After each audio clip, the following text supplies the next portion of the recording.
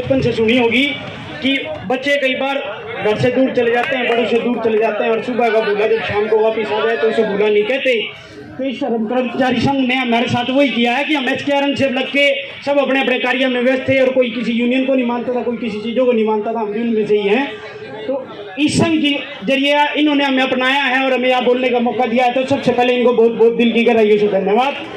और दूसरी बात, सारे साथियों ने, सभी विभाग के सदस्यों ने, सारे कर्मचारी संघ ने सरकार के बारे में तो बता दिया, लेकिन मैं अपने पंचायती राज विभाग के बारे में थोड़ी सी बात बताना चाहूँगा। और जो ये सरकार जो ये बात कर रही है ना, एचकेआरएन पॉलिसी, और जो महिपाल डांडा जी का बयान आ रहा है कि हमने तो किसी एक घर में चूल्हा जला दिया जी, उसको मत बुझाओ जी, हमने तो एलईसी पॉलिसी बनाई है। तो आप इसको एचकेआरएन पॉलिसी मत कहो, आप इसको कहो यूज एंड थ्रो पॉलिसी, कि हमने तो बात की यूज थी, हमने आपका यूज करा, बाद में आपको थ्रो कर दिया। तो इससे ज़्यादा हमारे से आप उम्मीद मत रखो। तो हम इनकी इस बात को मान लेंगे कि हमने इसी नीति से इन्होंने हमको लगाया था।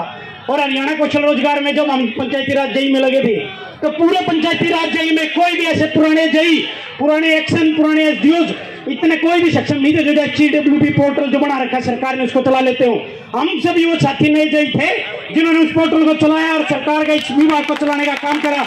आज इस विभाग में जो पक्के जेई आ गए तो हम हटाने का रास्ता दिखा दिया।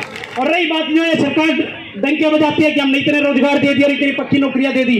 2019 जेई पंचायती राज मतलब जो विभाग की नौकरी थी, 1260 वैकेंसी आई थी, भर्ती का मैं भुगत भोगी हूँ, उसके वेटिंग मार्क्स पे था। ये तो वो सरकार और वो कमीशन है जो हरियाणा में सवाल पूछते हैं, बोले हरियाणा के राज्य में बहने वाली मुख्य नदी कौन सी है, और ये उसका गंगा उत्तर मानते हैं। यमुना का इन्होंने उचित खत्म कर दिया। एक क्वेश्चन उसी विभाग में था, पश्चिमी गढ़वाल के हिमनद से निकलने वाली मुख्य नदी कौन सी है, ये उसको यमुना की जगह सरस्वती मानते हैं। जिस सरस्वती का आज तक किसी को ये नहीं पता कि सरस्वती का कहां से निकलना था, उसका ये आंसर मानते हैं। और उस आंसर की मैं घपले करके बाद में ये आंसर की रिवाइज के माध्यम से डॉक्यूमेंट वेरिफिकेशन दोबारा कराते हैं, उसमें अपने आदमियों को घुसाने का जो 10 नंबर इन्होंने चला रखे थे उसके जरिए करते हैं। रही सीटी की पॉलिसी, सभी जानते होंगे जिसने सीटी दिया, मैंने सीटी दिया, और ये तो 800 का 4 गुना, कभी 3600 मानते हैं। उस 3600 में हमारा नाम आ जाता है, हम पेपर दे के आते हैं, 70 नंबर होते हैं, हम मानते हैं हम जेई लग जाएंगे, हमारी नौकरी मिल जाएगी।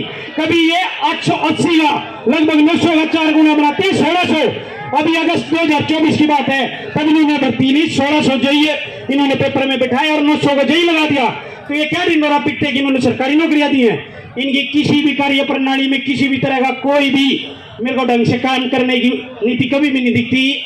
और हमारा सबसे यही है, जितने भी हमें के ना मैं पंचायती राज का जेई हूँ, ना आप टीईटी के हो, ना आप स्वास्थ्य विभाग के हो, हम सभी, मैं आप सभी से यही रिक्वेस्ट करूंगा कि हम तो जो इन्होंने यूज एंड थ्रो पॉलिसी के चुनने थे वो तो चुन लिए, अब हम सभी को समायोजित हो जाना चाहिए हरियाणा कर्मचारी संघ में, और उसी के साथ उसी के बयान के रूप से खड़े होकर बोलना चाहिए। तो अंतिम बात में यही छोटी सी बात क्या कहना चाहूंगा, सभी भूल जाओ हमारी क्या डेजिग्नेशन थी, क्या नहीं। अरे इन्होंने तो उसका नहीं सोचा जिन्होंने कोरोना काल में अपनी सेवाएं दी, उसी दरमियान उनको हटा दिया, अब उनको हटा दिया, तो आप और हमारा तो बात ही क्या है। तो इस बैनर के नीचे रह के हम सबको एक हो जाना है, नाम एचकेआरएन है, नाम कुछ और है, हमारे हरियाणा कर्मचारी संघ के बच्चे हैं, उनके साथी हैं, जिस भी तरह से हमें मार्गदर्शन दिखाएंगे उस मार्गदर्शन पे हम चलेंगे।